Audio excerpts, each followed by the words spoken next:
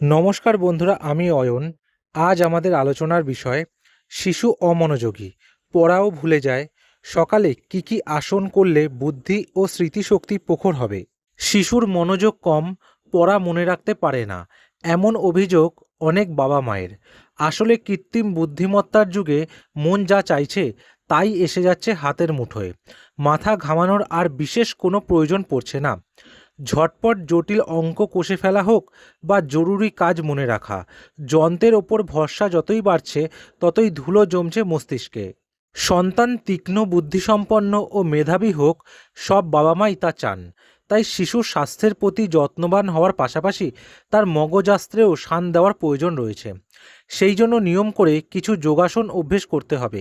রোজ সকালে সহজ কিছু আসন অভ্যেস করতে পারলেই মনোসংযোগ বাড়বে, স্মৃতিশক্তিও উন্নত হবে। আমরা সবার প্রথমে যে আসনটি অভ্যেস করব সেটি হলো বৃক্ষাসন। সোজা হয়ে দাঁড়িয়ে নিজের দুটি হাত নমস্কারের মতো করে বুকের কাছে আনতে হবে। তারপর শরীরের ভারসাম্য বজায় রেখে ডান হাঁটু ভাঁজ করে পায়ের পাতাটি বাম উরুর ওপর রাখতে হবে।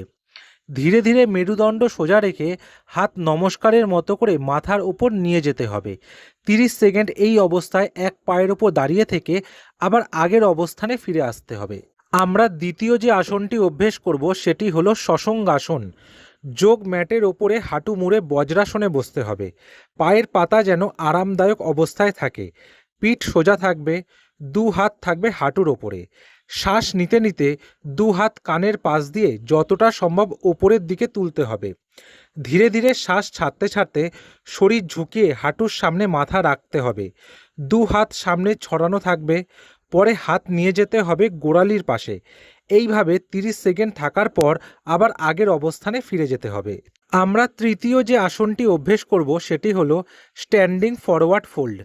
ম্যাটের ওপর সোজা হয়ে দাঁড়াতে হবে, কোমর পিঠ থাকবে টান টান।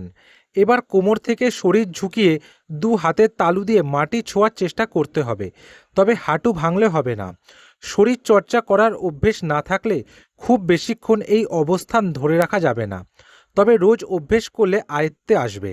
মোটামুটি 10 সেকেন্ডের মতো থাকার পর আবার প্রথম অবস্থানে ফিরে আসতে হবে।